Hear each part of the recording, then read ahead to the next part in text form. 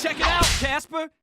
Hey everyone, thanks for tuning in. Casper here, and this is an introduction to the Gun Mettle Campaign Contracts, how they work, what you can earn from them, and then at the end of this video, I'll give you a little sort of mini review, my thoughts on the whole thing. First thing you have to do is buy a ticket. You can do this from the in-game main menu, or you can just go to the Mann Co store. They cost $5.99, and obviously whatever the equivalent is in your currency. You only need one ticket, and that lasts the entire length of the campaign. So that's 3 months, or up until the 30th of September. Once the ticket is in your backpack, you need to activate it, and then it turns into a coin. After that point, you cannot trade it anymore. And this starts at the rank Gravel. The more points you get from doing the campaign, then the higher the rank of your coin. We'll get onto points in a minute on what they all mean. But what does the rank of your coin mean? Absolutely nothing other than bragging rights. The rank of your coin is what appears in the in-game scoreboard. So you can see now everybody's got the same colour, but as people start levelling up their coins, you'll start seeing the different icons in the scoreboard. So once you've got the coin, you will immediately get 2 contracts. You can view your contracts from the main menu, or by pressing a key that should be bound to open them. Now if, like me, you've got scripts set up, then there's a high chance that this is going to be unbound for you. I'm going to throw up on the screen what the default bind is now.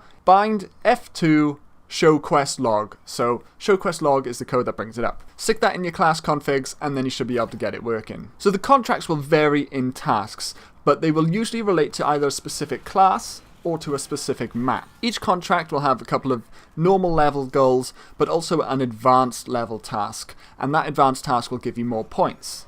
We can see here from my engineer contract that I get 1 point for any in-game points, 2 points for teleporting a teammate, or 10 points for getting 5 kills with the same sentry gun. Once you reach 100 contract points on a particular contract, and that took me about 30 minutes to an hour for each one, you get the option then to either submit your contract or carry on playing until you get another 30 points from your advanced task. What you actually decide to do here will make no difference on the final reward that you get, but the extra 30 points will count towards leveling up your coin just for showing off to your friends. Each week of the 3-month campaign period, you will get 2 contracts. Anyone who gets their campaign coin sometime after the first week, you will still have access to the same amount of contracts by the end of the campaign. So what that means is that you could end up with more than 2 contracts per week if you didn't get your coin on day 1. Once you do decide to submit a contract, you will either get a random skinned weapon or a weapons case. To unlock the weapons case, you have to have a Gun Mettle Key, and that can only be obtained from the Mann Co store for some in real life money.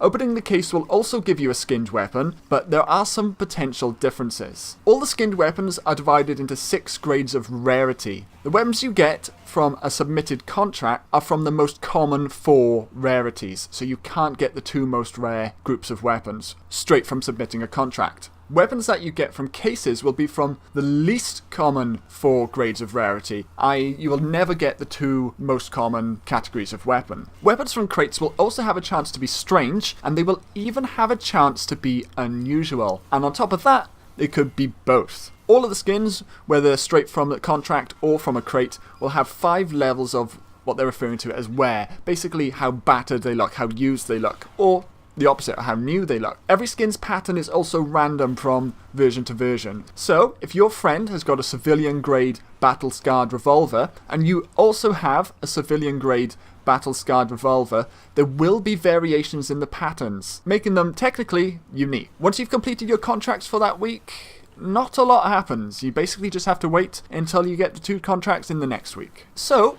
over to the review part of this video, and the question that is on everybody's lips. Are we now playing Team Fortress Global Offensive? Well, it is undeniable that the skins idea has come straight from Counter-Strike, but are we getting value for money?